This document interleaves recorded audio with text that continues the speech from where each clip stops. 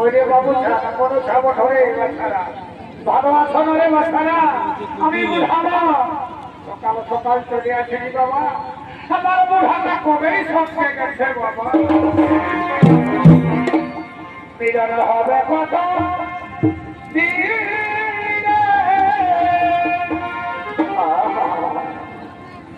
আমার মনের মানুষ হবে আমার মনের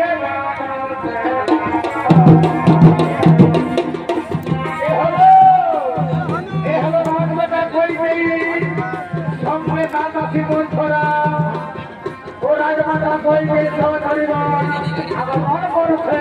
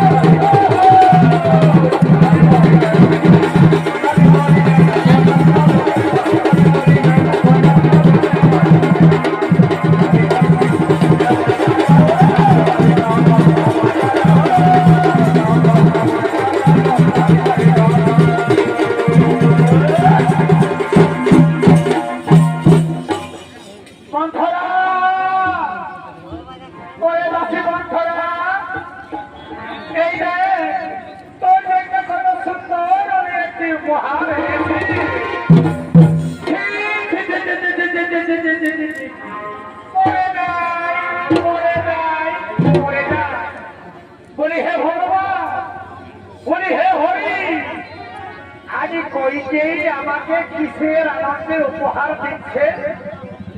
আমি তো কিছু বলতে পারি না। বলি কিসের আনন্দে তুমি আমাকে উপহার দিচ্ছ রানী? মন্থরা রে, তুই জানিস না আগামীকাল শুক্রবারে আমাদের দেশ পুত্র রাম রাজা হবে। সেই আনন্দেই তো তোকে আমি উপহার দিতে চলেছি।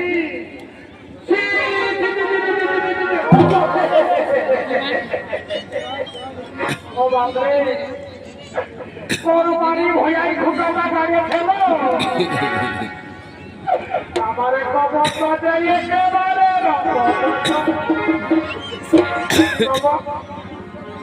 তোমরা হাসি পাইছো। আমি বুড়া মায়া বলিয়ে হলে হাসি নাই গো তোরা নাই বুঝাবি আমার মতন তো ভালো লাগে দিদি বুঝাবি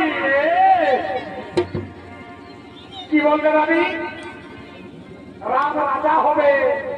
সেই আনন্দে আমাকে উপহার দিচ্ছ কিন্তু তুমি কি জানো রাম যদি রাজা হয় তাহলে তোমার পুত্র ভরত হবে দাস না না মন্থরা এ কথা তুই বলিস না রে আমাদের প্রিয় পুত্ররা আমার পুত্র ভরতকে ছেড়ে প্রেমের চেয়েও বেশি ভালোবাসে হে ভগবান আমি কি করে জড়ে মরি আমি এই বুড়া বয়সে কি করে রানীকে বুঝাতে পারি কইকেই একটি কথা কার খুলে শুনে রেখো রাম যদি রাজা হয় তোমার পুত্র ভরত হবে না আর তুমি হবে কৌশল্যের দাসী না না মন্থরা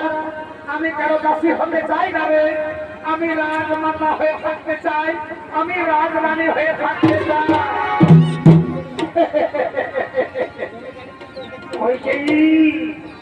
তুমি যদি রাজরানী হয়ে থাকতে চাও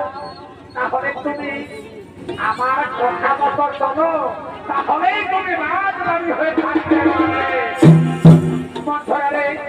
তুই একটু আমায় বুঝিয়ে বল না আমি বড়ই বোঝ আমি কি করব তুই একটু আমায় বুঝিয়ে বল না রে বলবো অবশ্যই বলবো রানী জানো রানী আমি তোমাকে কোলে পিঠে করে মানুষ করেছি তোমার যদি দুঃখ হয় আমি কি সহ্য করতে পারবো না তোমার মনে পড়ে সেই দিনের কথা দেবাসুর সংগ্রামের সময় মহারাজ দশরথ অজ্ঞান হয়ে পড়ে